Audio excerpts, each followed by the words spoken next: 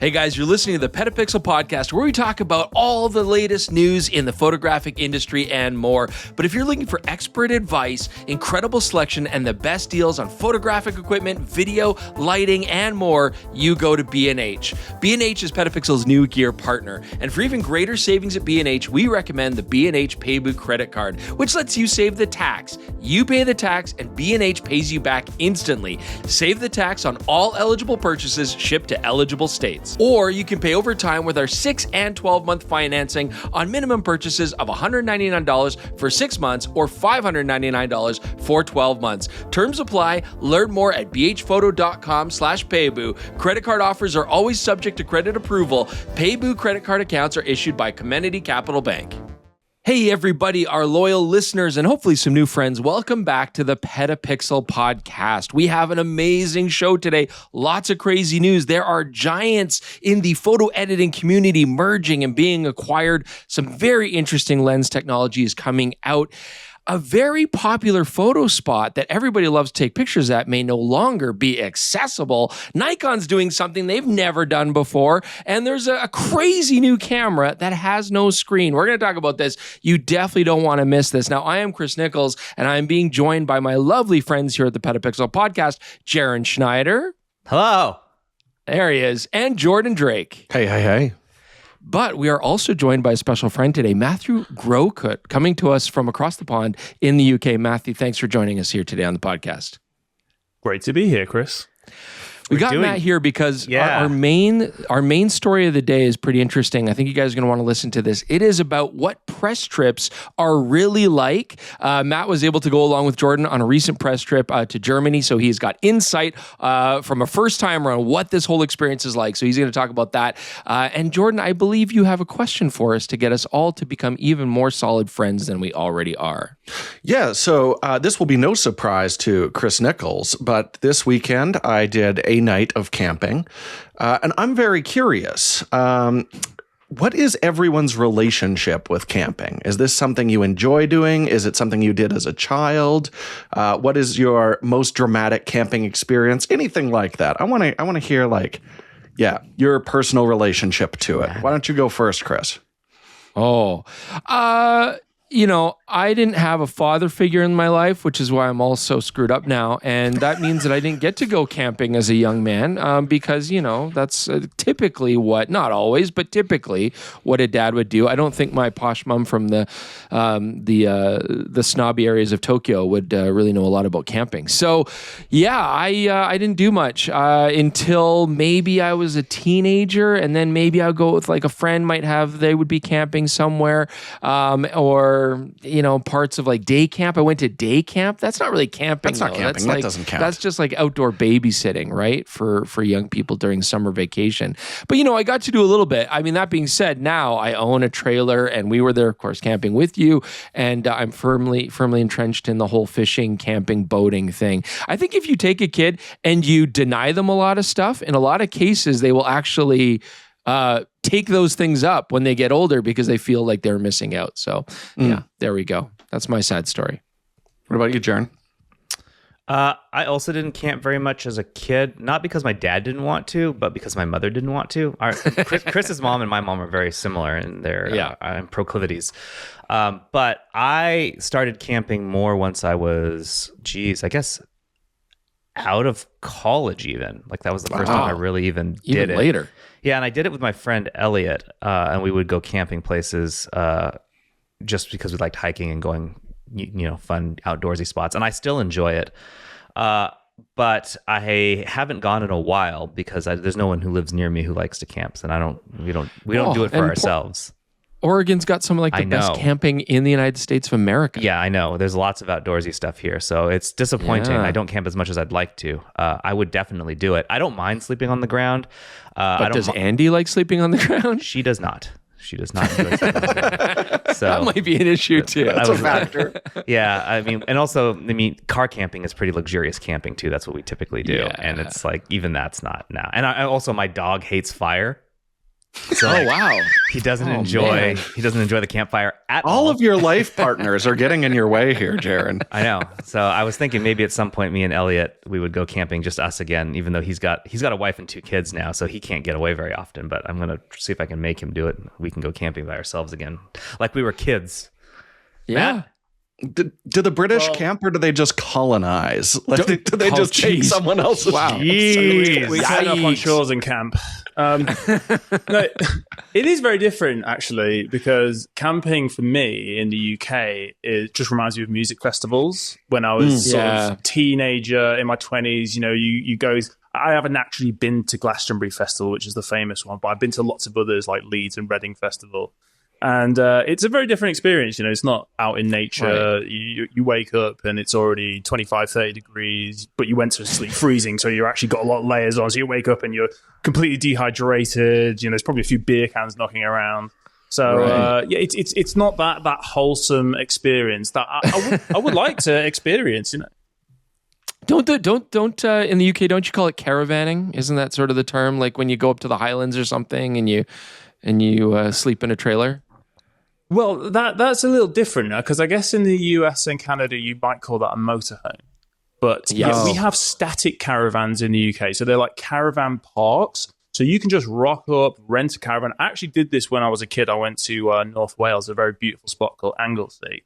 And we'd rent a caravan for the weekend. And it's lovely, but it's... I don't know. It's families and young kids and that kind of thing. It's not really for me right now. Yeah, Jordan. I was not into it at all. My parents were. They often say that we went camping once when we were children, and we didn't make it through the one night. It went poorly for us. Just rained out. Everything was awful. But then I married into a camping family, so that's been a struggle for me because it's not my natural state of being. But my wife has elevated everything into a full state of glamping at this point. So yeah, we like sleep on proper mattresses, all that kind of stuff. And I was kind of ambivalent about it until we had kids. And now I'm just like, oh, this is great. Like set them free, they have a good time. You can really put all the bells and whistles on it. And totally. Make it really glamping, right? Yeah, you just put like some pocket, like the lithium batteries and everything like that. You've got all the comforts of home, but you can still smell like a campfire, which is the end goal. So I'm making it work. There will be further, but I am going to do my longest tent trip ever coming up shortly. So we'll see where I'm standing. 10 with days. We're camping for 10 days. See, that's where a trailer comes in really nicely. That's not glamping anymore. Updates to follow. That's going to be Glastonbury, basically every night. Yes. Hopefully. Well, we got a great show. There's a lot to talk about. We got a lot of viewer responses we have to talk about. I am apparently having a baby with some stranger, so that'll be fun. What a tease. You're gonna want to stick on. Don't bury the lead, Chris. So let's get to it.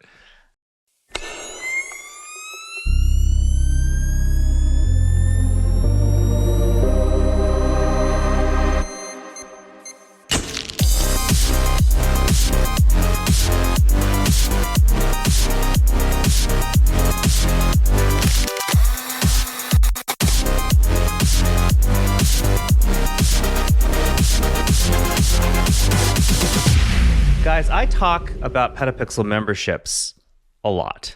Yes, you do. The reason being is publishing is not only extremely difficult, but it is also expensive.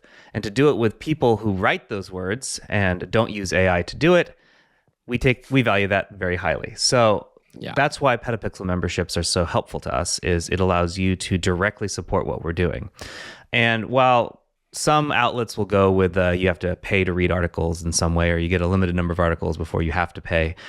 We never really liked that idea. We don't want to block access to information, but we also understand that we want people to be able to read our articles without clutter. So the way we came up with this was if you purchase a PetaPixel membership, which is just $3 a month or $30 a year, you can have access to all of our articles on the website, the entire historical archive going back to 2012, I believe, with no ads.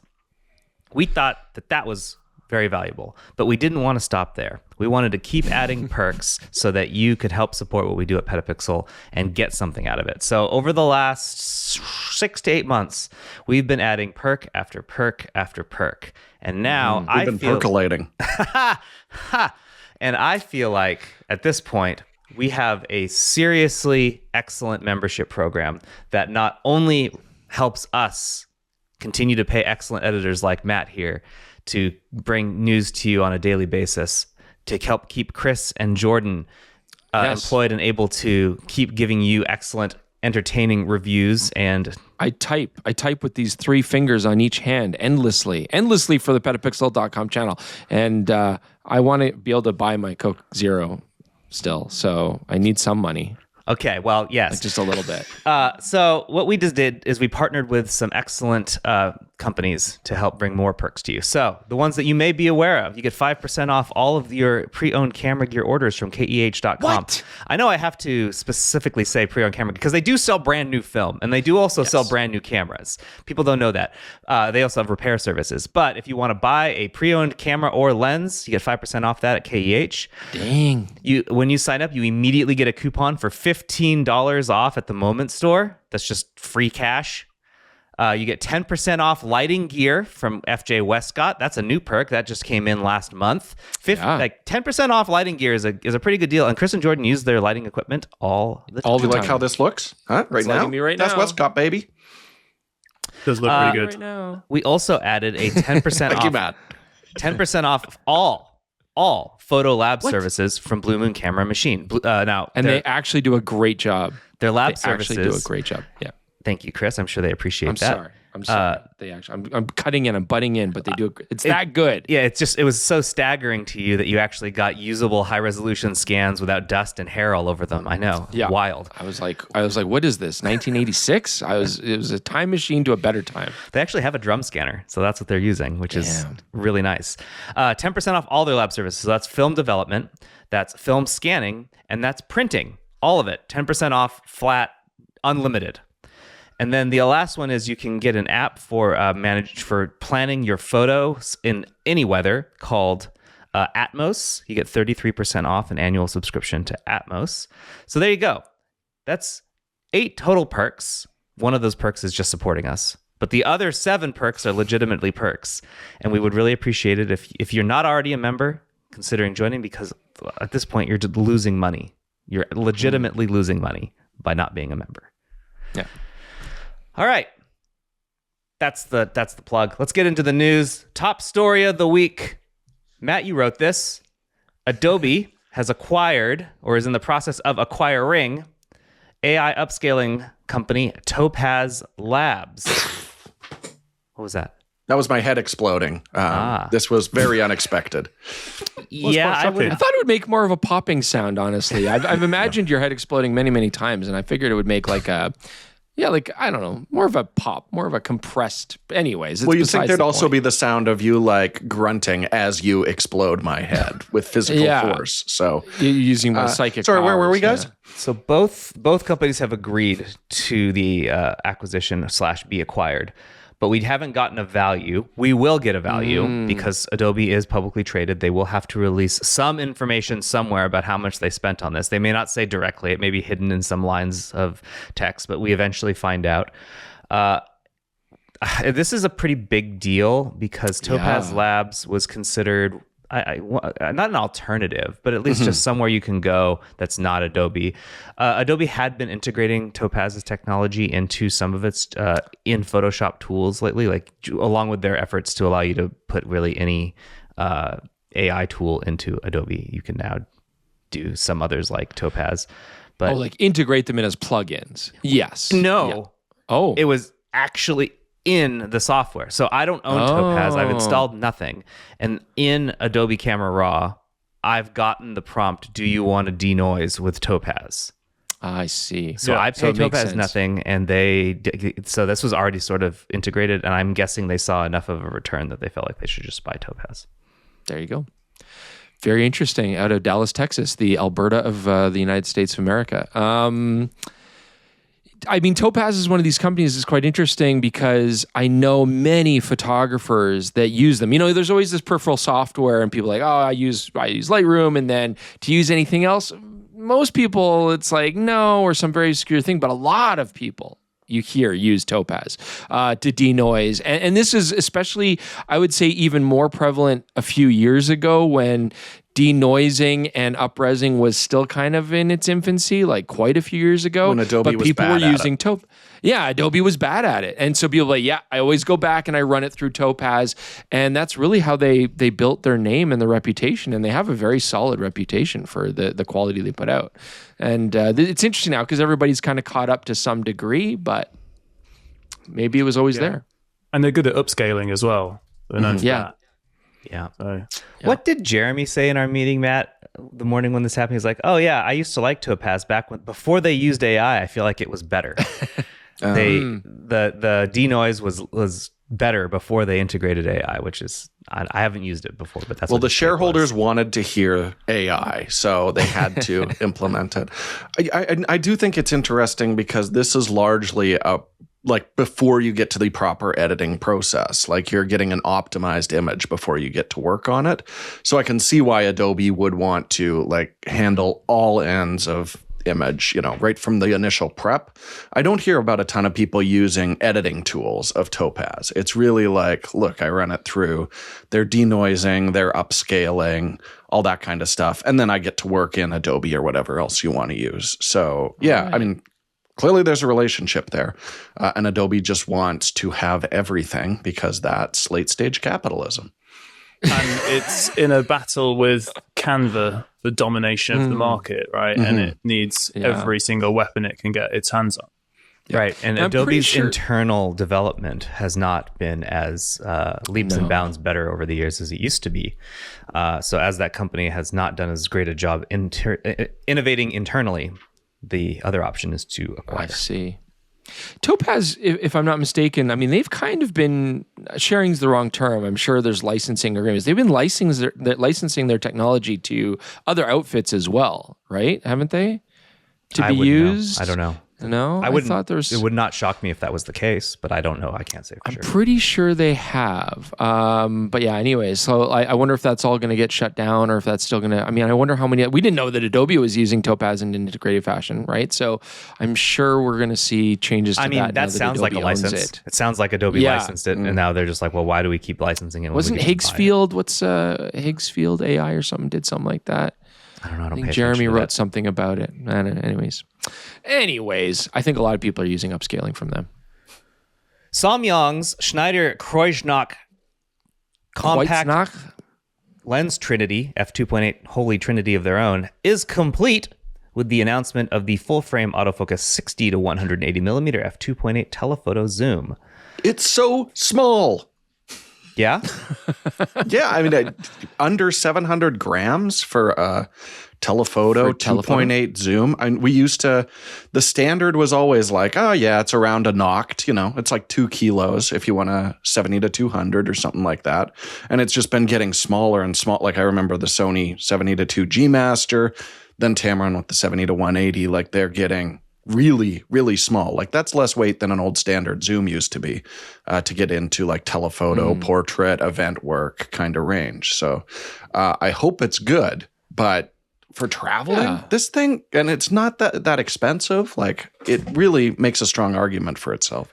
So Chris, you've already reviewed the other two lenses in this trinity, the 14 to 24 2.8 and the 24 to 60 2.8. I recall you being kind of meh on the 14 to 24. I don't remember your thoughts on the 24 to 60. Yeah, I was going to say, like, I mean, they're fine. They're good lenses, but they didn't blow me away. And so it's kind of interesting. So when I saw that this was coming out now, they've got this 60 to 180. I was like, oh, okay, like, I'm happy to try it out and see. Telephotos typically tend to be quite consistent.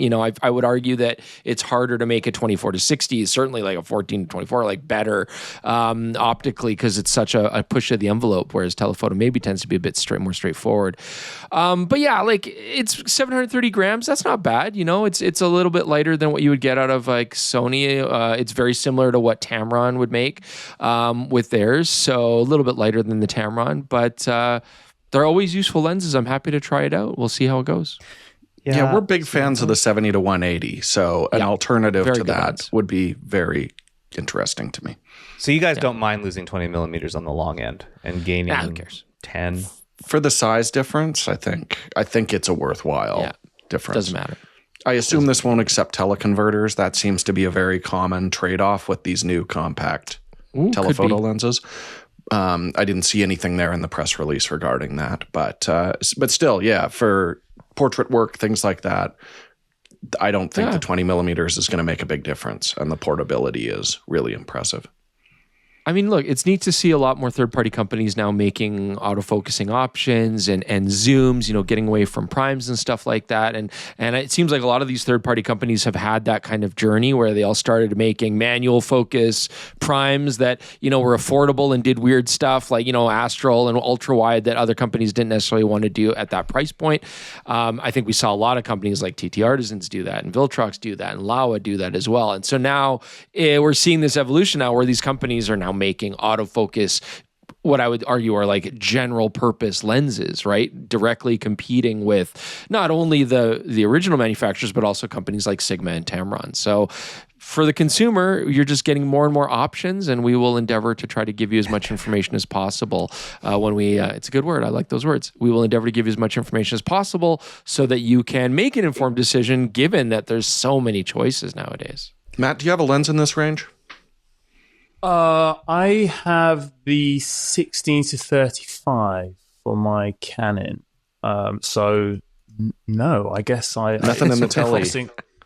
No, I don't have a telly. Do you know? I've been toying with buying the Canon 100 to 400 because it's super compact and it looks lovely and light. And I just really, it's been a long time since I had a 70 to 200, and I think I would like a long lens again just to shoot. So I'm in the market.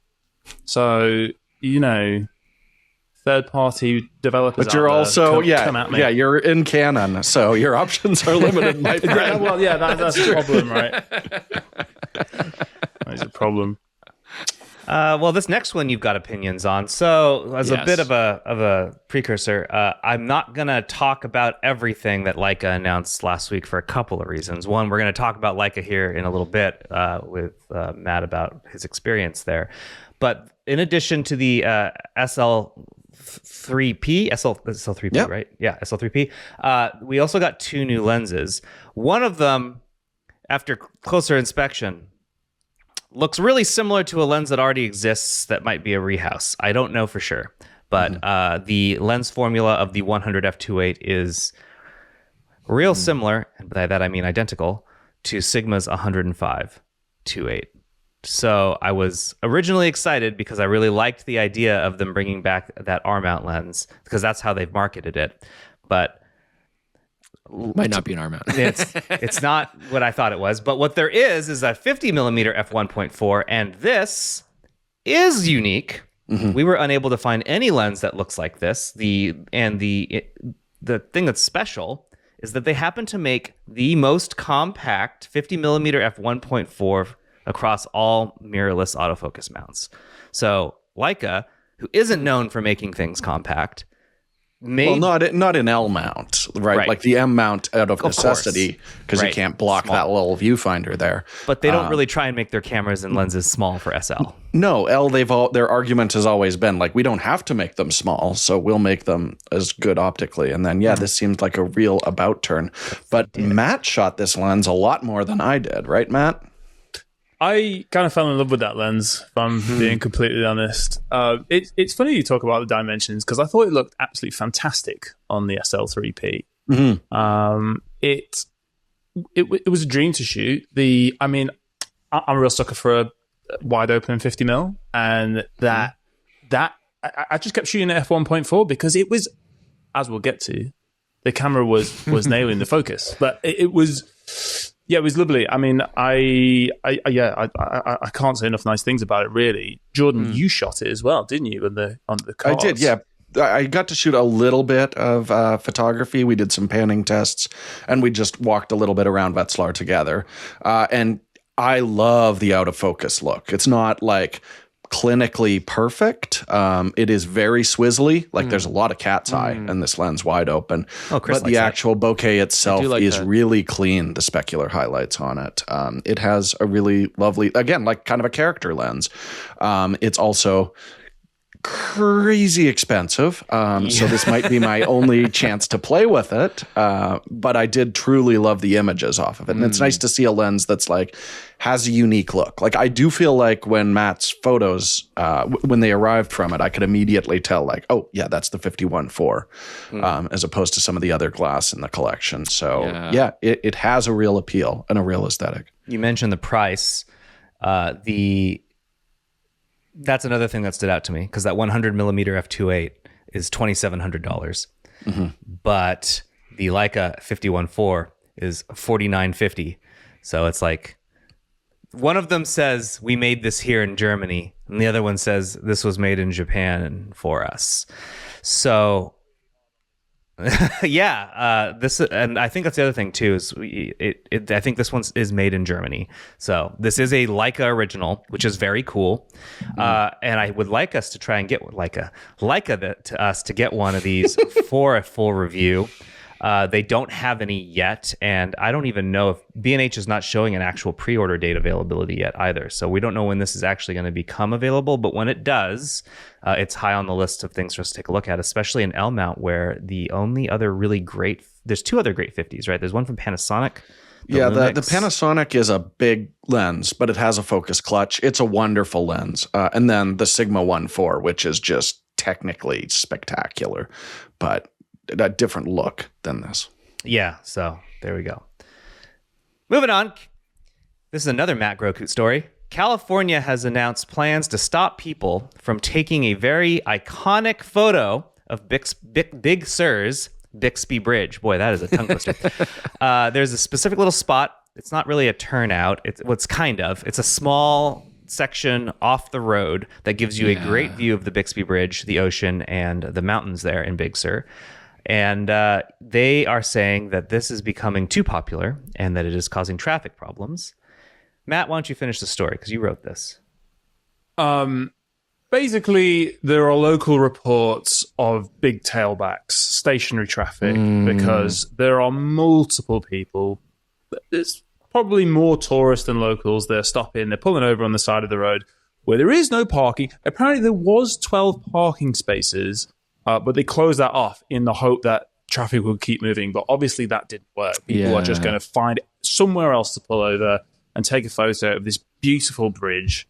And yeah, I mean, they're saying that it's dangerous. It's in a particularly remote part of Big Sur. So they're going to erect these no parking signs, whether it's enforceable or not. I mean, I'm not really sure, because people are very photo hungry. They want it for the holiday photo album. Jaron, you have been to Bixby Bridge. Have you been one of those people who pulled over to take a photo and inadvertently caused some traffic? No, because when I went, there was never anyone there. So this was like you doing it before it was cool.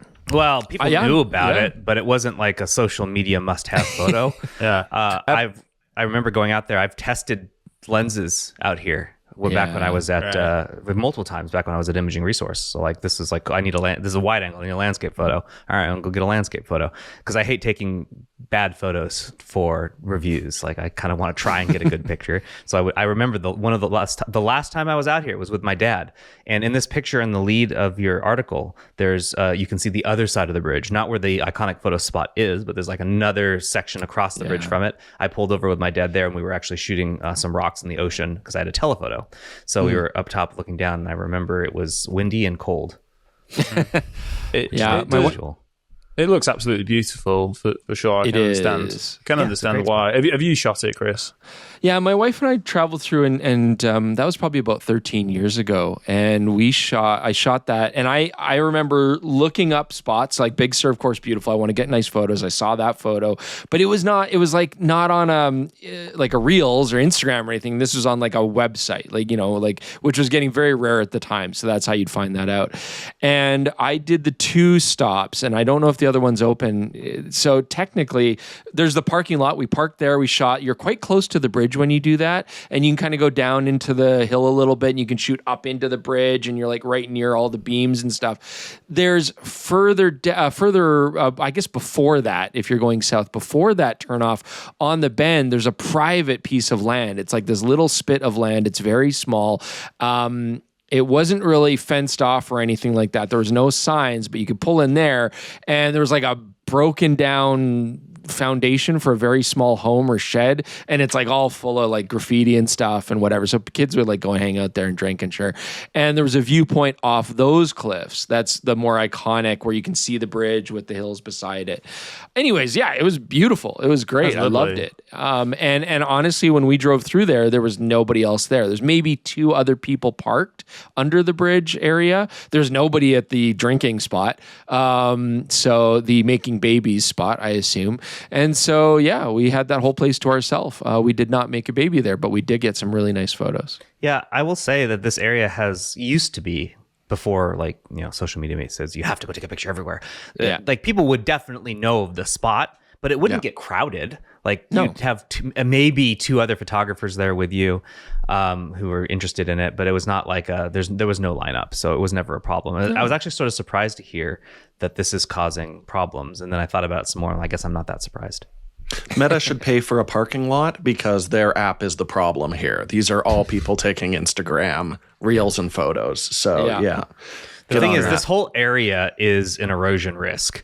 Like this chunks of this road that this bridge is attached to have been in and out of service for years. In fact, it's farther south than this was where there was actually major landslides that took out the road for years. That they've only been recently fixed. I think one of the reports I read mentioned that the whole entire section has only recently been reopened after work. So it's kind of a new phenomenon. Also, it is summer as well, so it will be particularly swarming with tourists right now. But it's still a long way to go, so I guess it's just going to get worse for locals. Yeah. All right. Moving right along. Nikon did something that it has never done before. It released the wireless-free Nikon Z6 III on B&H. Now, what it has done before is release cameras without any wireless connectivity and sold them specifically to like government contractors or businesses directly. So it has made these before, but what it hasn't done is made them available through a retailer. And what we heard was apparently there were enough demand through the retailers to make a few of these available so that you didn't have to go through Nikon special orders to do it. Right. This camera is more expensive than the one that comes with wireless. Yeah, the first thought, of course, is always like, oh, so that means you get like a more affordable option. That's why like people might be clamoring for it. No, that's the opposite. Why would people want something like this then? I mean, there may be requests in specific like work sites, things like that. Like we don't want anything that can send or receive a signal in there. I don't think that's unprecedented, which is why they're doing it, commercially. But I guess my question, I understand, like there's certain situations where you don't want to have GPS available or any sort of trackable wireless connectivity or anything like that, or it'll interfere with other systems that are in the area. But why would air quotes, like the common person want to have this? Well, does it make the battery last a little bit longer? Well, you can disable it. You can turn the wireless off. Right. Okay. So no, it doesn't. I guess some people want the analog experience. Say you're an astrophotographer, a landscape photographer, you're in a remote place. You just want to be one with nature. You don't want to be looking at Bluetooth or wireless. Maybe.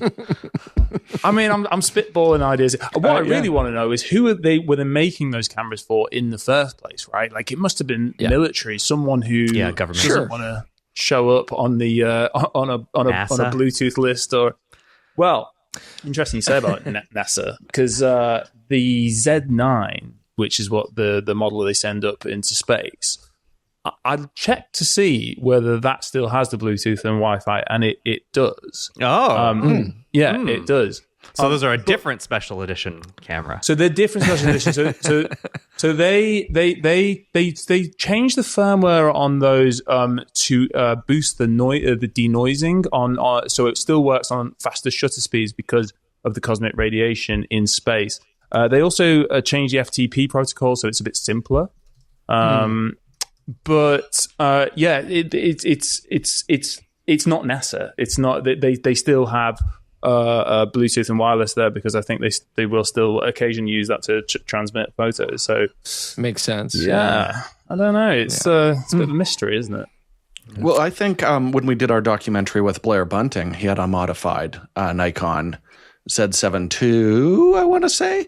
And I believe that was part of the firmware was removing communication protocols on it, if I remember correctly. That I could see when you're in an airplane and you have to have direct radio communication with. You are. If you can't, that's probably the perfect example of where you need it. But yeah, there you go. I mean, obviously this means if somebody has it, they're not going to be able to use the apps. There's no connection to your phone, no remote shooting, that kind of stuff. But hey man, to each their own. If there was demand, then I guess there was demand. Someone tried to use SnapBridge 8 years ago, and they were like, I don't want a wireless connected Nikon I don't even want again, the possibility. no matter what. It's quite a bit better now, connected. But yeah, it was a rough stretch there for a while. So, top comment, further evidence that the demands for I want a camera that doesn't do video because it will be cheaper are pointless. Oh, God. Yeah. Okay. You'll pay $400 more for this. Yeah. We've hit this up endless times. Why is this camera more expensive? Because less people are going to buy it. If you have a camera that doesn't shoot video, less people are going to want to buy it because some people shoot video. It will make it more expensive for you. Please stop demanding this as a way to drop the prices of cameras. It will not work because a lot of people use them as hybrid devices like the four of us in little squares on the internet right now. Stop it. Yeah. Basic supply and demand. Godox announced its very first camera. Yes, wow. Godox is a camera manufacturer now. But Chris, tell me, what's special about this Godox C100? So what's special about this Godox C100 is it looks like a, I don't know, CO detector. It's like, so this is the first thing that appealed to me. Okay, no, I'm going to go even further back. So Jaron absolutely sends me all sorts of terrible e-waste products all the time. He just messaging me like, hey Chris, I'm gonna make you review this, ha ha ha, and it's like awful garbage stuff. And so my normal reaction is like, please don't do this. I don't want to play with this. This is garbage. This is not going to bring me creative joy. Please no. So then he sent me this from Godox, the C100, and he's like, yeah, so what do you want to do with this? I'm assuming no, right? And I was like, actually, that looks fun. I would totally shoot that. And he was taken aback, to say the least. Jordan says that I broke him, but... Yes. Yeah. He's just like, just give me... Whatever, yeah, I'll take it. All right, so for those only listening, what Chris is describing is it's about the size of 1.5 credit cards. It's the thickness of 6 credit cards. Like a centimeter. It's pretty thin. It has half of it is just a plastic block. The top half is a transparent screen that has very little information on it. It'll show you the battery life, what mode you're in, your current frame, because you can change the frames on this, your shutter speed, ISO, and aperture. I'm assuming the aperture can't change, and your battery life. What this does is it's displaying this through this transparent screen that is 50% light transmission. So you do lose a little bit of light when you're looking through it because it's an LCD display, right? Yeah, it's a display squeezed between two transparent panels. And you take pictures with a button in the middle based on what you're looking through in this little square, and you have no idea what the picture looks like. The only way to do that is to plug this into a smartphone or a computer later. This is not the first example of this we've ever seen. Earlier this year at CP Plus, Sarah and I saw the Escura booth, and Escura had this basic idea, this exact same thing, except theirs didn't have any type of way to adjust what the transparent screen showed. It was essentially these black lines were drawn or printed graphically on the little screen, and so that was all you had.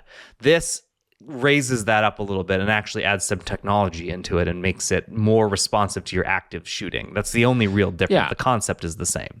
It's basically like, I mean, in practice, why I wanted to play with it is because it looks like an interesting shooting experience. I've never really shot this way before, but and it's very small, very compact, and it's like super basic. I'm sure I'll hate the photos out of it. This thing only costs like $30.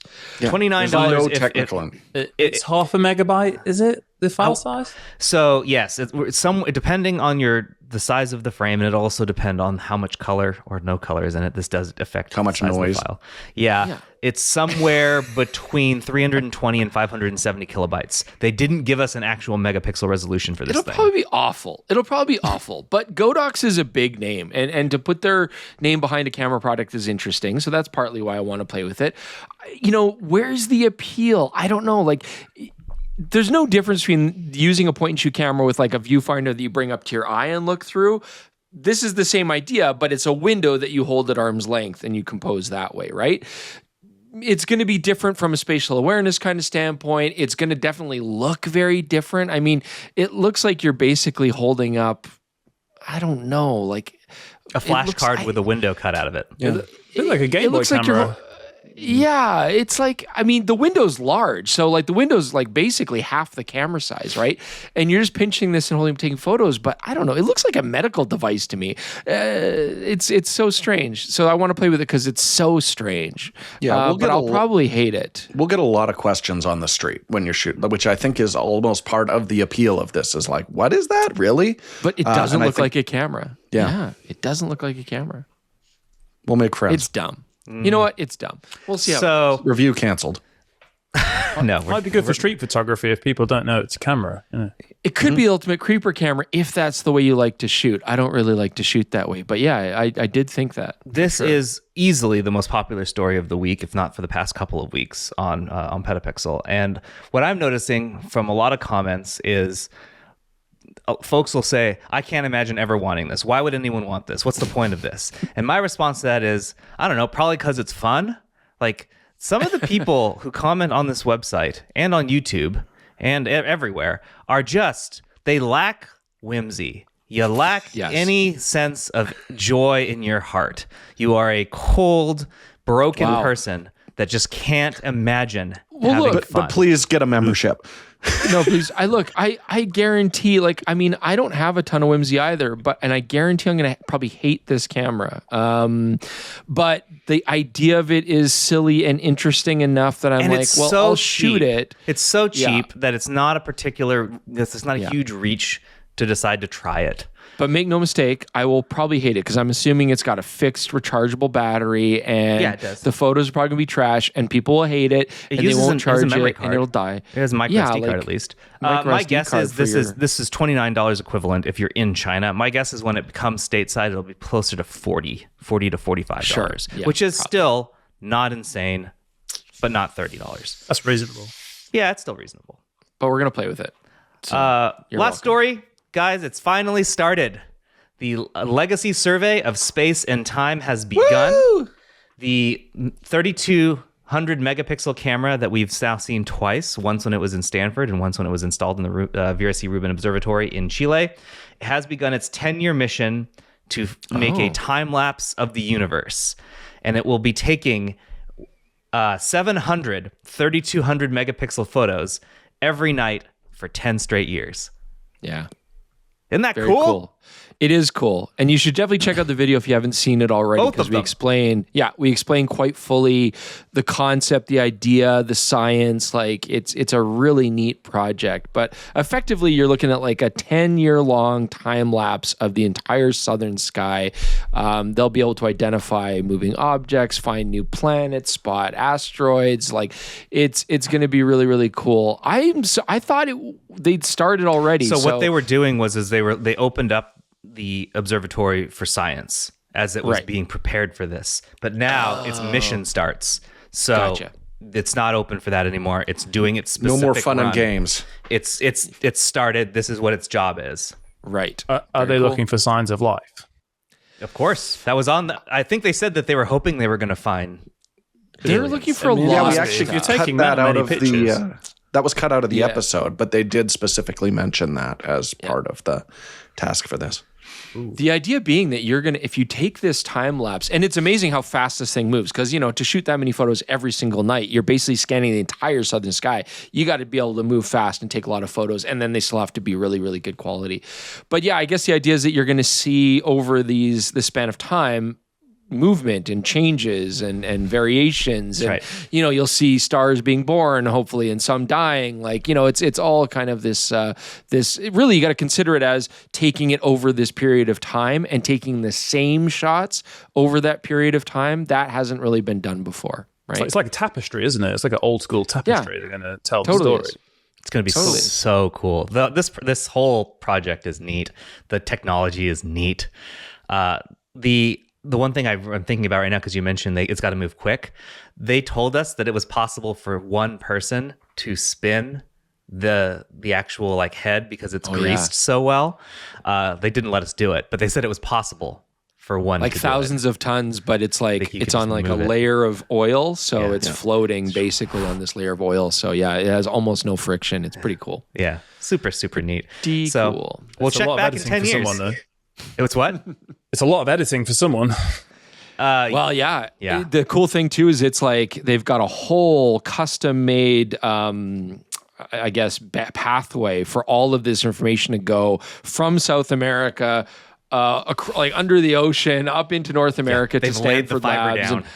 It's wild, So they got all these fiber tables. They can't store locally all of this. I think they said one day they could store locally. It was a very short amount of time. I think it was a little more than 10 terabytes of data a night or something like that. And I think they could hold about two weeks, something like that. It's in the video. Oh, okay. It's been a while. We have a lot of numbers in our heads, guys, if we don't remember the exact numbers every time. You should check it out. The link in the description below to both of those videos, they are in the article below. So, all right.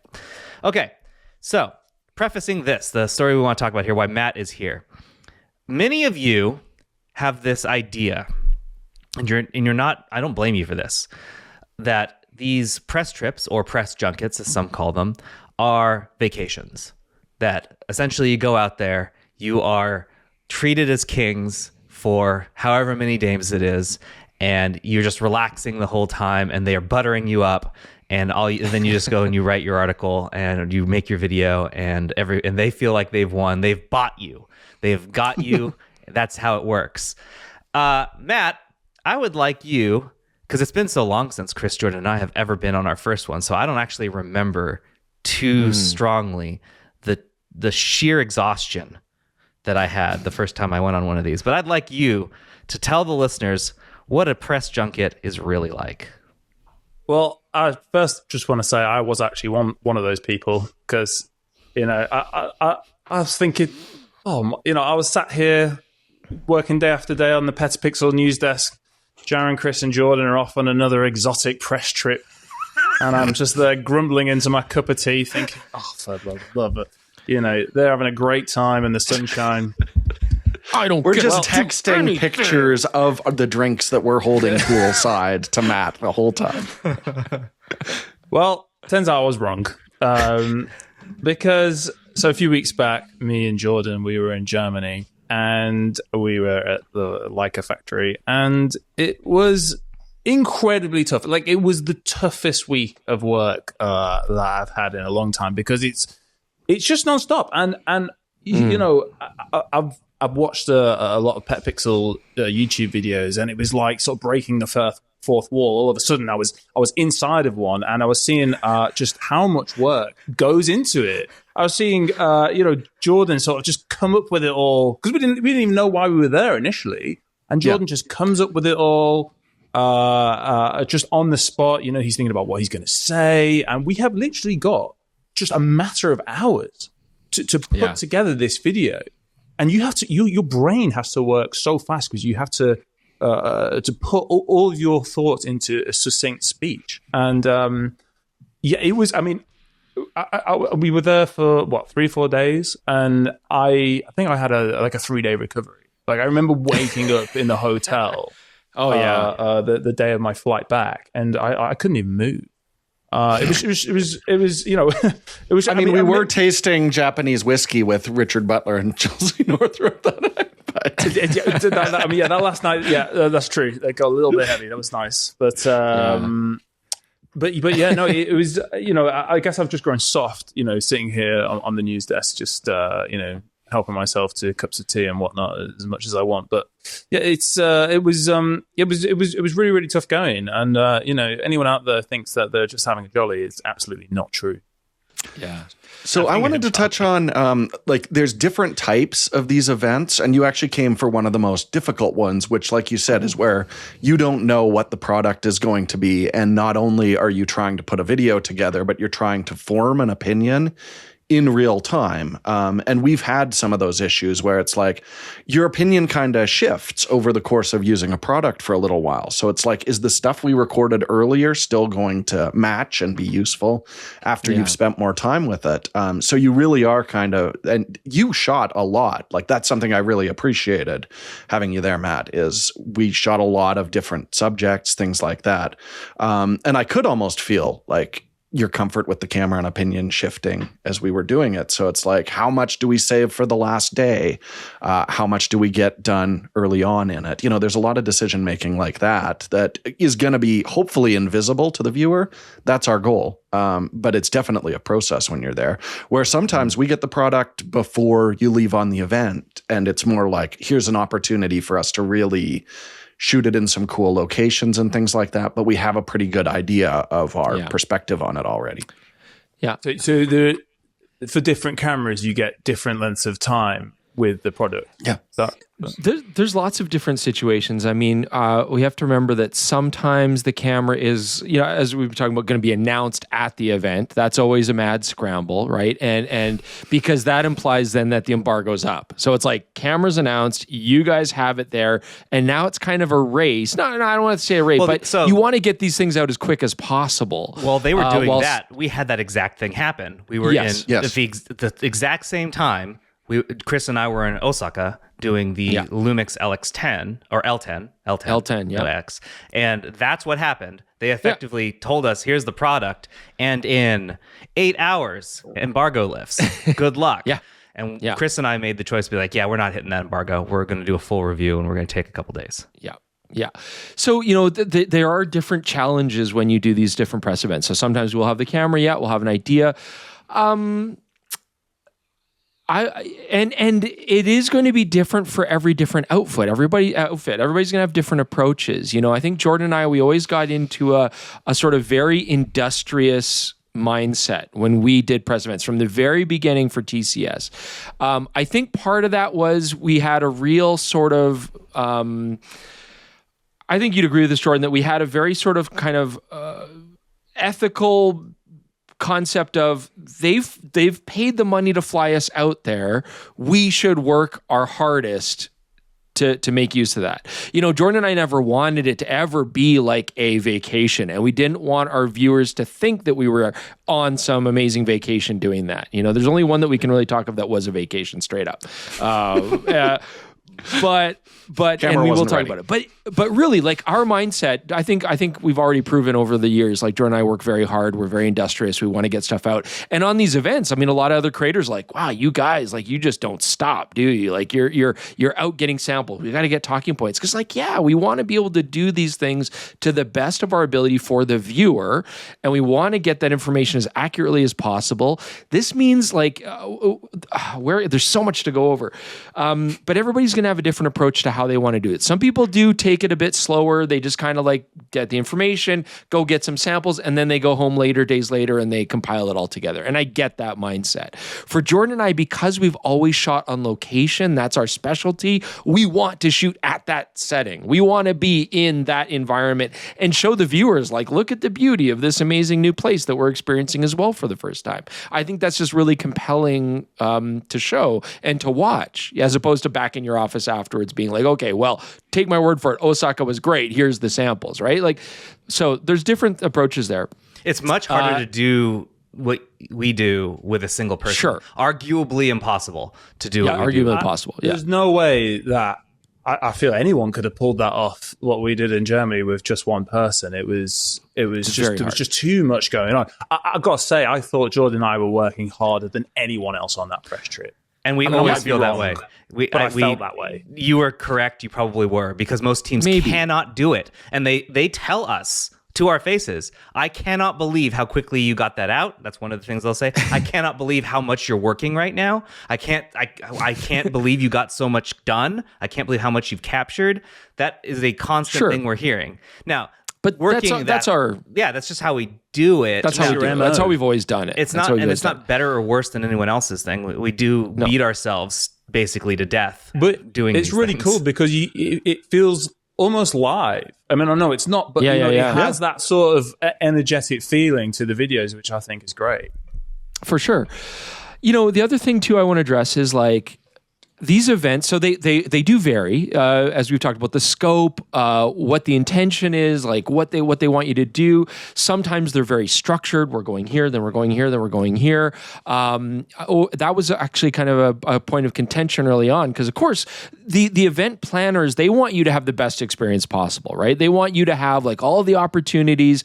They want you to, and they do legitimately want you to test the camera. And a lot of people can be cynical about that and be like, but they're setting up models and professional lighting. Well, in those situations where that's taking place, there are a lot of potential buyers that are going to use cameras in that situation. So why not see what that result is going to be like?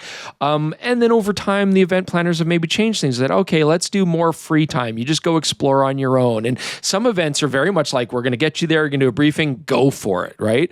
That was actually very much like the Panasonic L10, where there's like, go do what you're going to do. Yeah, we like that because we can then build our own experience. But I don't mind the curated ones as well, as long as we still have time to do our testing and whatever.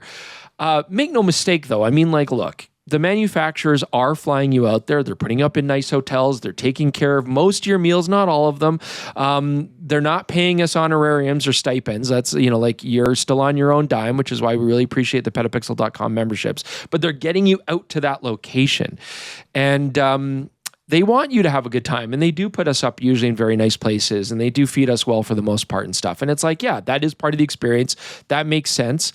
But it is just such a work environment, and it's such a intense experience. And you really, for me personally, I don't see these as things where I can relax and be treated nicely and whatever and have a nice hotel room. I barely sleep on these things, as Jordan can attest.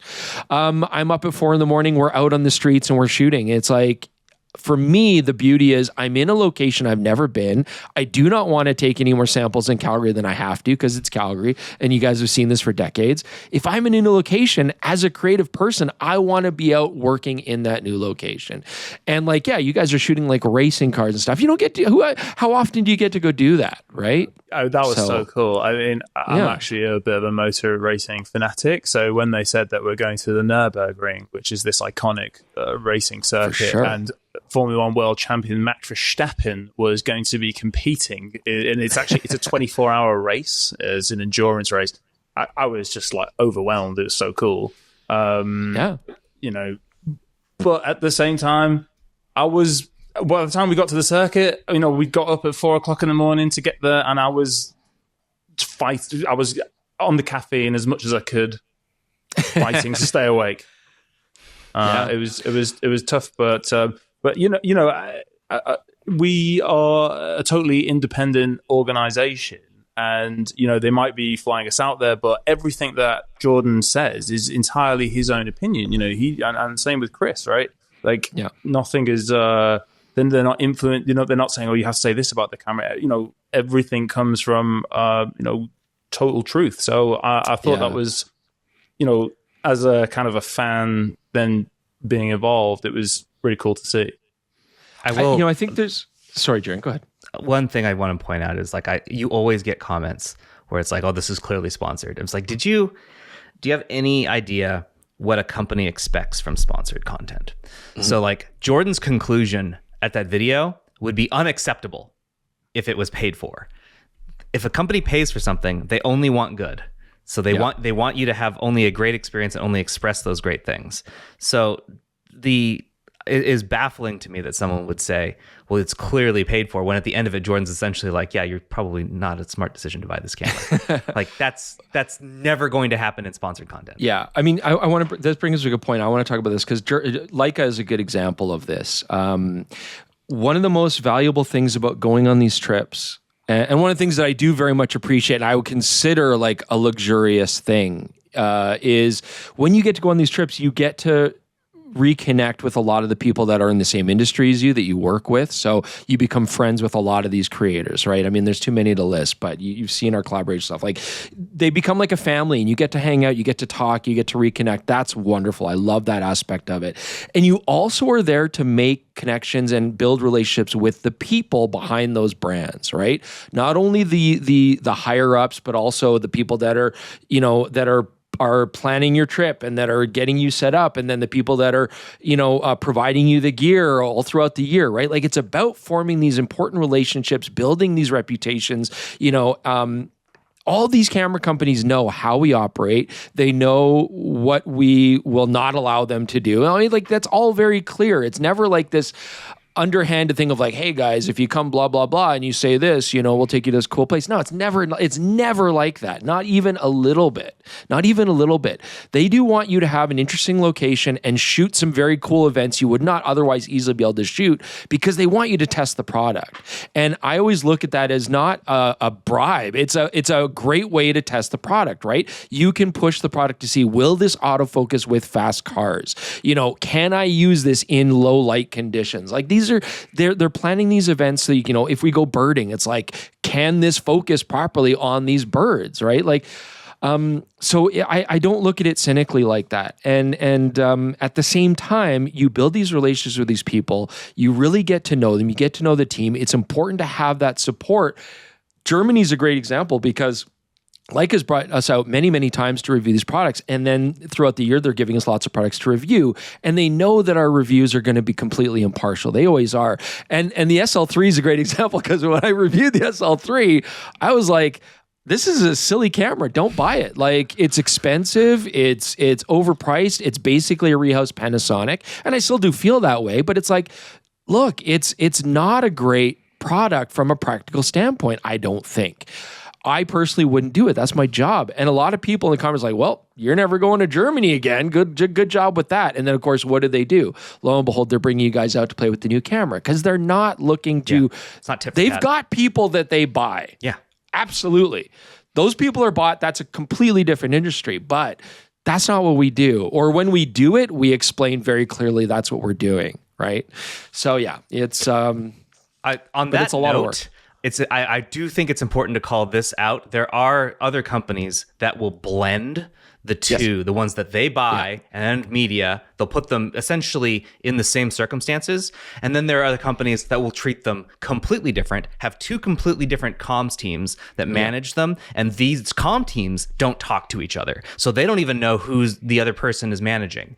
And so there's a very specific instance that's happening right now where you will see a weird NDA situation and a bunch of people who are sharing things that we haven't shared. And the reason that's happening is because those people are part of the paid program, and they clear things with the paid group, and they are sponsored. Then there's the media, which is us, and we don't have those same rights unless we really push to get something done.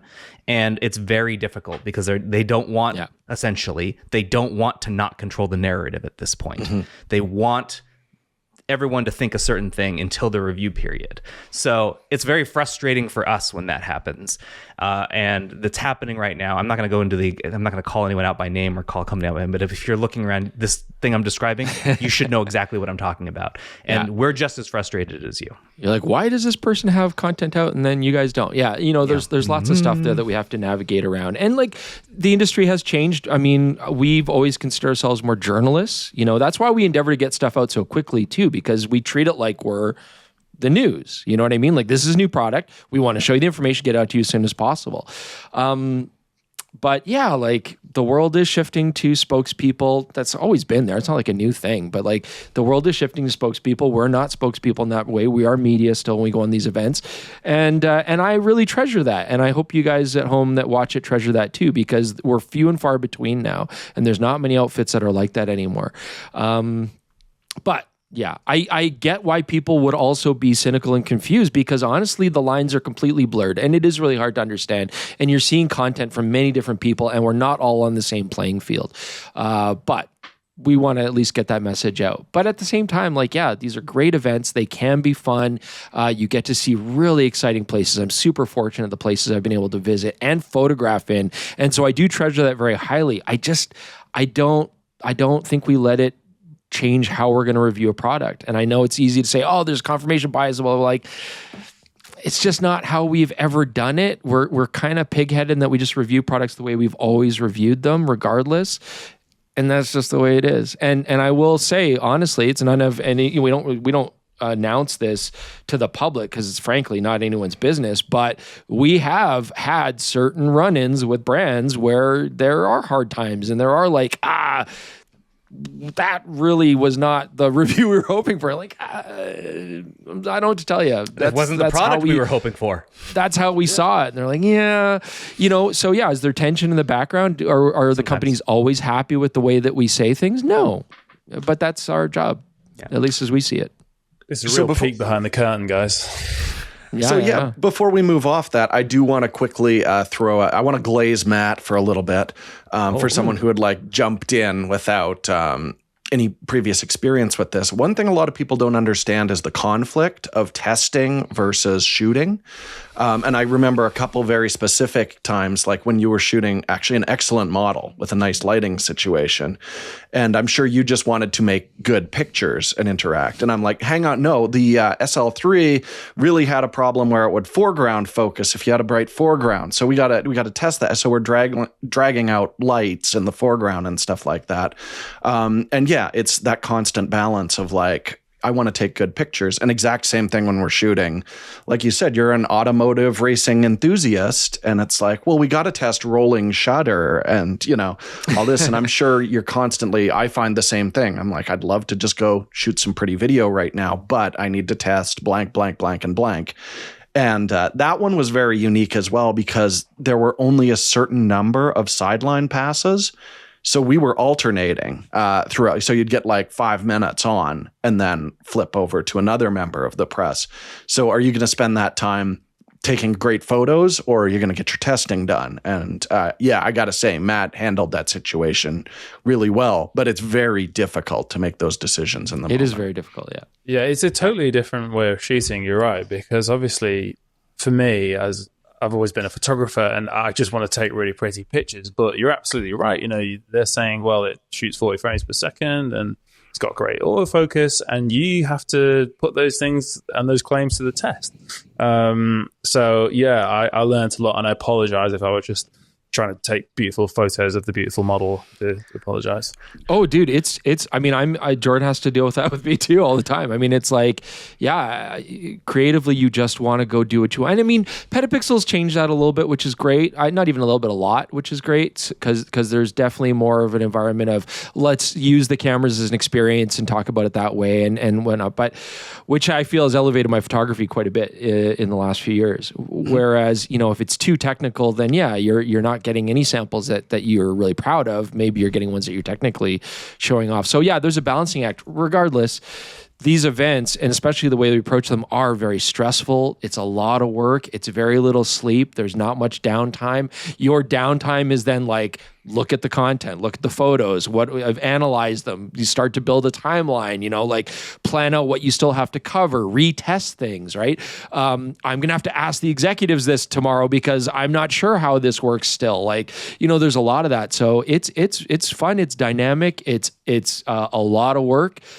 Suffice to say, they are definitely not relaxation. There's nothing relaxing about it. I cannot think of one relaxing time except Thailand. Yeah, man, but it's a lot of fun and it's a really dynamic thing and you get to see a lot of the people that you love over the years. And so in that regard, I would say that's the luxurious part of it. Yeah. All right. If you guys have any follow-up questions, I'm happy to hear them. We've had this conversation briefly in the past before, but I just wanted to make sure the context of someone who'd never done it before is in there because for what it's worth, the publisher of PetaPixel used to feel the same way Matt did. He's like, why are these guys out going on vacations constantly? And then we sent him on one, and he has not said a thing since. So should go to show you that, wait a minute. No, these are hard, and these are very rarely fun. There are fun aspects, but they're not. You're not just out there living it up. Ever. No. Yeah. All right. Moving right along. What have you been up to, Jordan? Okay, so I mentioned I only spent one night camping. Chris spent two. Well, there's a reason for that. I went out with my buddy Chris Magecki, who longtime viewers will know as the busker in the Nikon D7000 video. Wow, that's a long-ass take. My old guitar player, one of my older friends. We had a great time. We went out and saw St. Paul and the Broken Bones, a really cool like throwback soul band at a brand new venue here in Calgary, the Spruce Meadows. Agra something, I don't know, Equa something. It's a horse place, so it's horse themed concert venue. Dear God, one of the best top 5 shows I've ever been to. Had an awesome time, and I used to see a lot of shows. So yeah, if this is recent memory, top 5 shows doesn't mean much. But when I was young, I was out a lot. And if you have any vague interest in like old school, funky, soulful throwback music, it's awesome. And my favorite thing about it is the lead singer sounds like everyone from that era, except he looks like a slightly overweight accountant with a bit of a neck beard. So you see this guy walk out, you're like, this ain't gonna be nothing. And the voice does they not throw match down. the face. Amazing band, great venue. So great voice. Check them out if you haven't yet. Nice. That was a fabulous night. Can you just fill me in a bit more about the horse themed venue? Do they have Moscow mules, or what equine theme do they have? So show jumping is huge here in Calgary because we have the Calgary Stampede, which is a big like Western show. So Spruce Meadows is for our betters to go out with their horses, do show jumping, racing. They have some other stuff. They had corgi races going on before the show, so I got to see the little dogs with small legs go really fast. Incredible. It was great. But yes, they've now put a concert venue into this. And they also do our soccer is all held there. So they use the horse jumping areas for our like mid-tier. It's like a semi-professional soccer league. And those games are a lot of fun too. We've been to a few of them. I was able to squeeze 2 days of camping. It was wet, wasn't it, Jordan? Lots of mosquitoes. And then we went, my wife and I went to a concert when we got back. So we also made it to a concert. Oh yeah, it was great. Us and a couple friends went out and we saw Stars opened, and then Broken Social Scene played set, and then Metric. It was fantastic. So that was really cool. We had a good Canadian music time. Other than that, it's just been getting the trailer all ready for our 10-day excursion all together.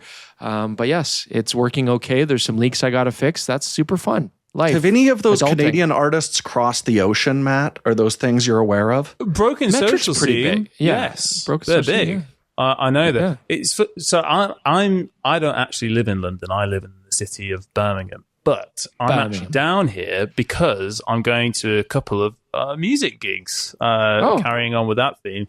So on Thursday, I'm going to a festival. Now, I wonder if you've heard of any of these bands. I'm going to go and see the Kaiser Chiefs. Yes. Heard of them? Yes. I Predict a Riot. No. I'm going to see Basement Jaxx. No, got nothing. I'm going to see Roger Sanchez. He's like a European DJ. Honey Dijon, she's from America. And David Rodigan, he's like a DJ from Britain. So maybe just Kaiser Chiefs. The Charlatans, they're playing as well. Okay. Yeah. No, okay.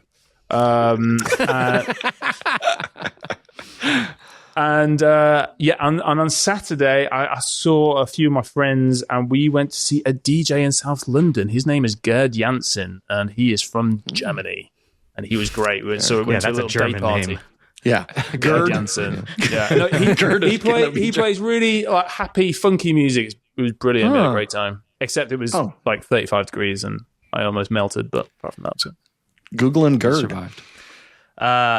So in addition to swapping out I've been using it since we started this podcast. This is the venerable original EOS R with its outstanding touch bar here on the back. Everyone loved the touch bar.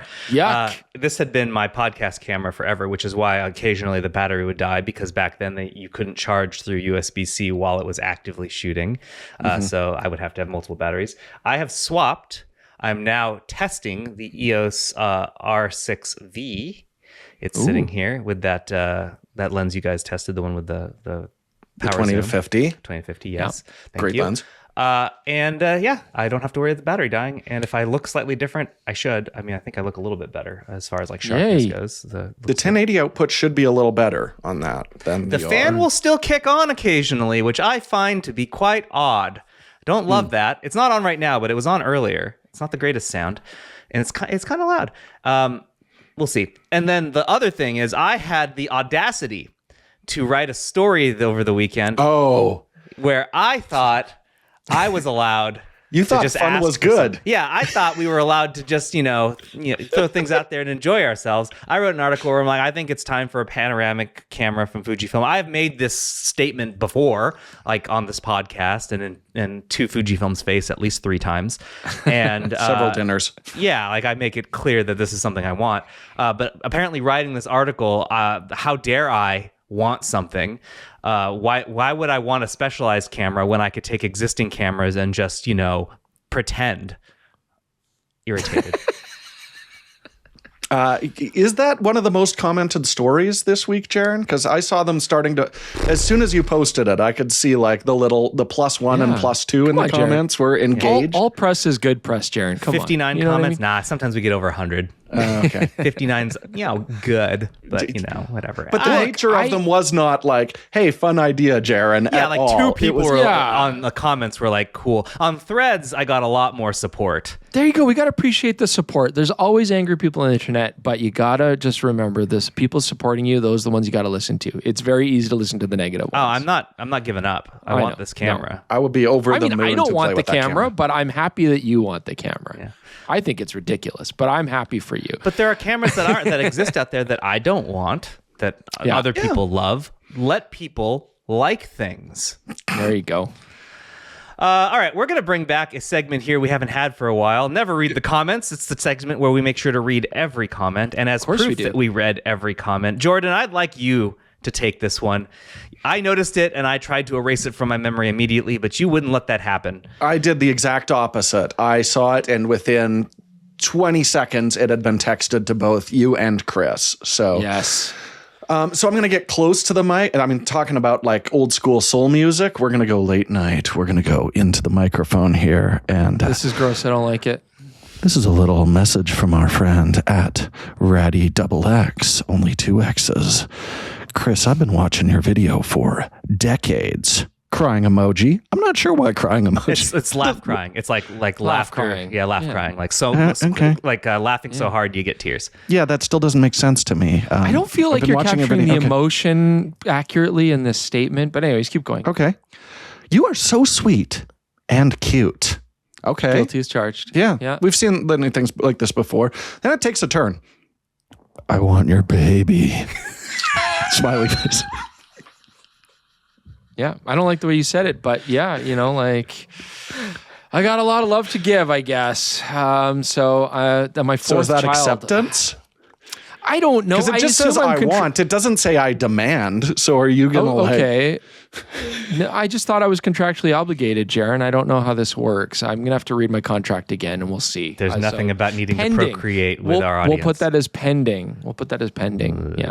Okay, well, that's famous. I mean, look, that's a pretty nice compliment if you want to have my baby, because like, I don't know, there's some you might change your mind. My kids are beautiful, but man, can they be a handful sometimes. Jordan, you got stopped in Germany by a superfan. Remember, you wanted a photo. Superfan with an asterisk around it, because he was like, really great to meet you, Chris. Tell Jordan I'm a really big fan. And it was incredible because it was like, I just have this I have this M10. Does anyone in your group know how to use one of these cameras? And it was a Leica press event. So that also was pretty awesome. So they got a picture of me, Chris Nichols, hanging out. That's awesome. And I definitely passed the message on to Jordan Drake that he's a big fan. And so what, 9 months from now, you're going to have another baby? That's cool, man. Congratulations. That's awesome. 3 more comments from this was on the most recent review you did, Chris, which was a double feature, 2 reviews. Yes, 2 the Viltrox. Yeah. Quickly, I want to address a couple of these things. One comment from Ron Chappelle says, "Yet more lenses that won't be made for Canon RF. Are lens makers punishing Canon for locking their RF mount?" In this case, I would say the answer to that is no. You still need a license from Canon to do it. Viltrox probably doesn't have that license and isn't pursuing one. And my guess is because there's not a ton of demand.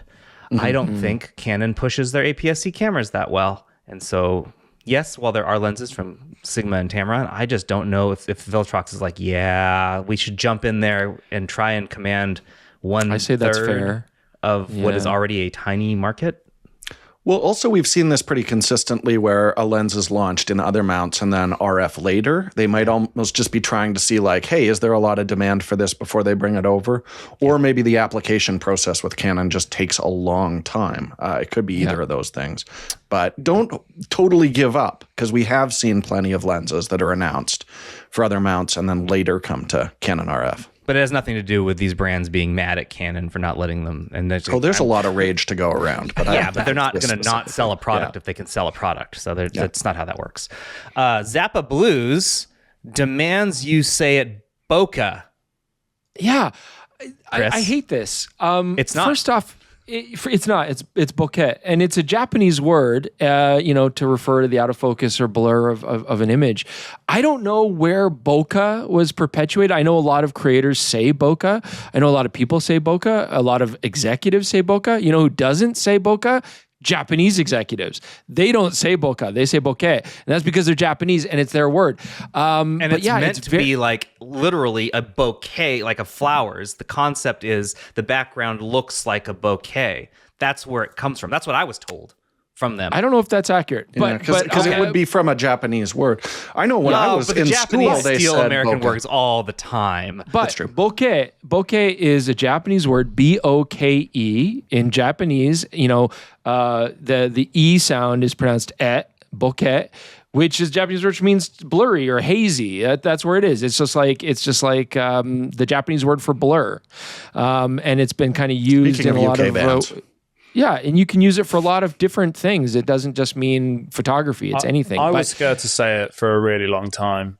I'm from the north of England, so I probably thought it was pronounced bokeh.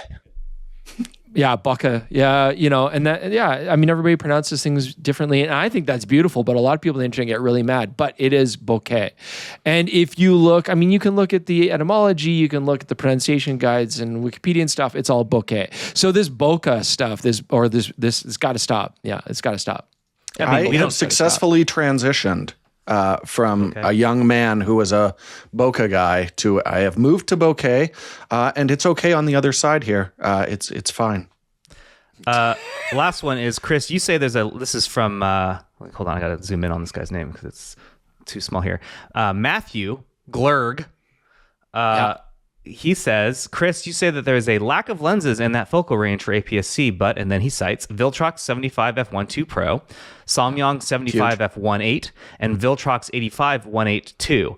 I'd like to point out that 2 of those lenses are full-frame lenses. One of them is not. The Viltrox 75 1.2 Pro is an APS-C lens. Samyang do make a 75mm 1.8 that is APS-C. Nobody bought it. It's very obscure.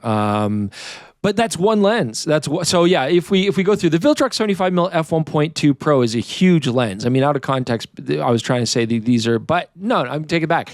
The Viltrox 75mm 1.2 Pro is for that, but that further proves the point that it's Viltrox that is tapping into this market.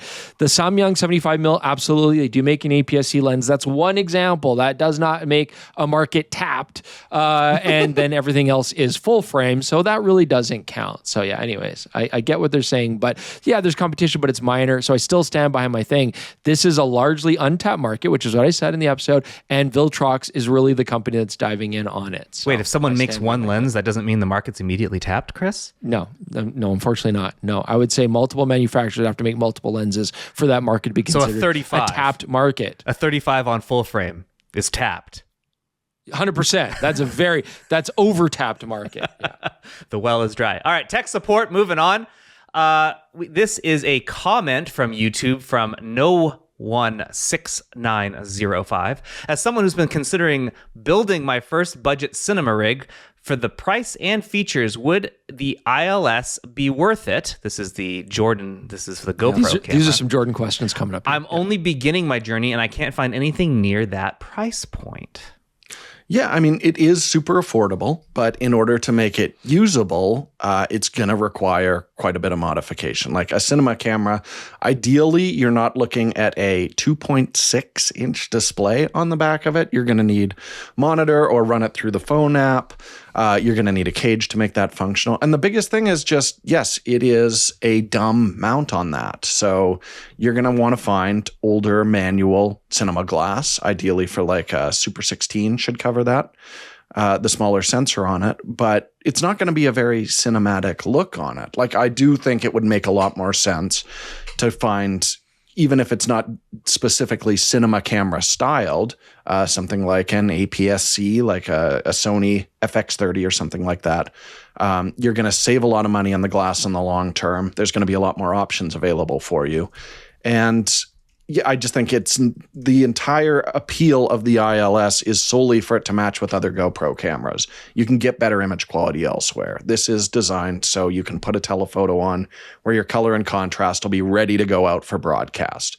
To create a movie with it, I just don't think it's a very compelling option, which is why I didn't put a lot of time into the more basic Mission 1 or the ILS, because I think almost no one should be looking at those cameras.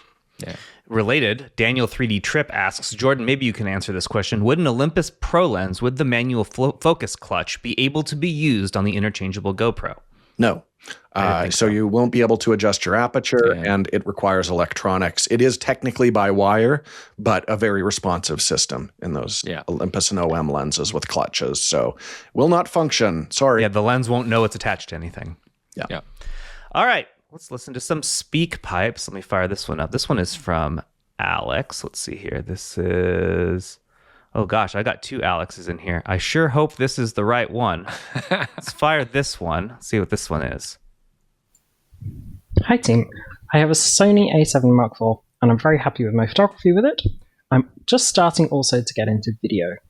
I'm typically shooting dances in dark environments where it's not going to be acceptable to add more light, unfortunately, and I do like to shoot at 60 frames per second. So I would like a recommendation from Jordan, please. Should I shoot full HD at 1080p, accepting the loss of resolution, or would it be better to get a lens to shoot wider than my Sigma 24-70 and shoot at 4K with the crop? I found that 24mm is just a little too tight on the APS-C crop. I do love the podcast. Thank you for being here, and I'm always really sad when you have to miss a week. Thank you. Easy answer for you here. Sony made it easy because their 1080p output is pretty bad.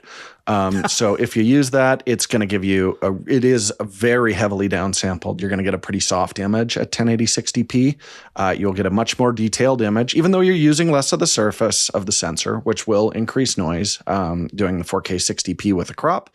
But you can apply pretty aggressive noise reduction to that and still wind up with a sharper image than the 1080 straight out of camera using the full width of the sensor. So if you can grab a wider lens, that would be definitely my suggestion. Let's see here. I'm going to move to Tim's email. This is an email from Tim. Hi, guys. I'm actually saddened by the regular dissing of Yashica. My first real camera at age 11 was a Yashica Mat LM, a TR-LR, and a poor baby's Rolei. I loved that camera. I can still smell its leather jacket and hear the clicking of the crank to advance the film. And I like 6x6 film. Someday I'll get around to buying a Rolei from KEH. They're still way expensive, but I'll use my PetaPixel membership, that's in all caps, that's why I shouted it, to get a discount. Thank you very much there, Tim. By the way, Jaron, I have family connections in Santa Cruz, and when my wife and I were there in February, we went to Aptos Street barbecue. Yes, the brisket there is magnificent, and let's not even get into the sauces. Take care, Tim Arthur in New York. You know what, Tim? Thank you. Aptos Street is excellent. I'm glad that you enjoyed it, but it's unfortunate about Yashica not being Yashica anymore. Sure, and that's exactly what it is. Nobody's dissing Yashica, the brand, the storied brand. I mean, they made fantastic SLRs, they made fantastic TLRs. It's just that they've unfortunately become a name that is licensed to whoever wants to make cheap e-waste garbage and put the name on it. And that's sad and tough. And so that's what we're dissing. That's what we're dissing. Yeah. Moving on to Daniel. This is an email. Hi, PetaPixel team. I've been following Chris and Jordan's work for many years, and I wanted to thank them for the thoughtful, entertaining, and genuinely influential work they've done for the photography community. I'm a seasoned amateur photographer, and I also have ADHD. You recently had Chelsea Northrup on the podcast, and I also saw her discuss her own channel, how ADHD affects her work. Chris also mentioned in passing not too long ago that he has ADHD, unless I misunderstood that. I think you did, but that's okay. I mean, who knows, man, maybe. But no, I am not diagnosed with ADHD, but I mean, I think everybody to some degree has some aspect of it. My question is about travel photography. I usually travel with friends who do not share my passion for it. They enjoy it when I take photos of them, but when I want to really go out and shoot, I often feel I need to do that alone because I can't shake the feeling that I'm wasting their time, and my ADHD is more than happy to turn into a full-blown stress response. Taking that time matters to me because I'm often worried about missing details, forgetting a setting, or rushing through a scene and regretting it later. Yeah. So my question for Chris is, what advice would he give to photographers with ADHD in that situation, especially when shooting with other people? And what challenge has he faced or does he still face when it comes to ADHD and photography? For me, cameras with an EVF have been a complete game changer because they genuinely help me focus. Thank you very much for considering the question. Daniel from Germany. Yeah, it's an interesting question. So as I said, I don't know if I really have ADHD, but I think any photographer shooting with other people faces this kind of challenge. It's not specific to that. I mean, you hear this all the time, like if you're out vacation with your family, they're like waiting for you to catch up because you're still back there shooting something that to them seems completely inane, right? How do I handle it? I mean, it is tough when you're shooting with non-photographers. I tend not to. I like to compartmentalize when I'm being creative and when I'm doing something else. And if I'm doing something else with family, I honestly don't like to touch cameras. I don't like to bring cameras on trips too much. I really don't like to split focus because I find that very difficult to do. Either do the photography or do something else. Don't try to do both. I really don't like it. It splits my mind into two different places. So maybe I do have ADHD. I don't know. But it is challenging. But I also think as a photographer, what's so important is that you maintain focus while shooting. You really have to be into a zone of allowing yourself to spot interesting light and to see details and to be naturally pulled and gravitate towards things with disregarding any other distractions. That's how I feel, at least when I'm shooting. I really don't like to be distracted. And Jordan will attest, like he's often following me as I'm wandering off into some strange direction because I really think you have to do that. To be a successful photographer, you have to allow your mind to go in the direction that it wants to go and to really focus on what has drawn you, what caught your eye, what drew you into that alley, why are you going in that direction, and kind of explore and have that journey. So I don't like to shoot with non-photographers. Shooting with other photographers and creatives is different because they kind of all are on the same wavelength and they kind of get the same idea.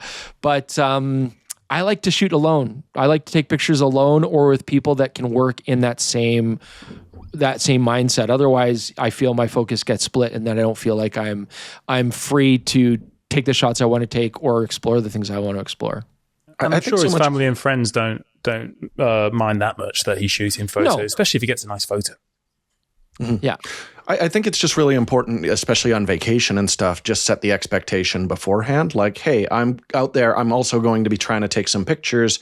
If I'm straggling, like, go ahead without me. I'll catch up, or I'll meet you at a different spot. And that's never been a problem for me as long as that is the knowledge going in. It's if people don't know you're going to be sitting beside that one branch that the light is hitting really well for 5 minutes, and they're like, good God, we got a schedule to keep up here. That's when people can get frustrated. So as long as they know that's something that you're planning to take time for, I don't think you're going to make them mad, unless they're bad friends or bad family. And actually, that's nothing we can help you with. When I told my wife that when we were going out to the beach a couple weeks ago, that I'm specifically bringing cameras and stuff to shoot. I want to shoot. I want to take line. She actually went out of her way to like look for places that she thinks I would like, when she knew that was important to me. And that's why you married her, because she's empathetic. So like, and considerate. I think if you have that conversation with these people, they might actually see that it's important to you and want to support you. Maybe if, as Jordan said, they're good friends and good family. Otherwise, but I get the challenge. I feel the same way. I don't want to burden people. I don't want to hold them back, and so that can be very difficult. I mean, I've even bothered Chris with how long I've taken to take a picture before, because that's not true. In Australia, I know you were joking about how long it was taking me to set up that camera. Because I'm a photographer, I know how long it's going to take you to shoot that stupid panoramic camera with 46 attachments to make it work. Yeah. Let's do one more that all of us have something we can say about. This is a message from Craig.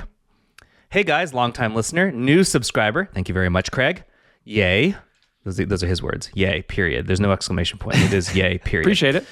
It says fist off, but I believe it's first off. First off. The 35 millimeter focal length sucks. That being what it is. Heresy.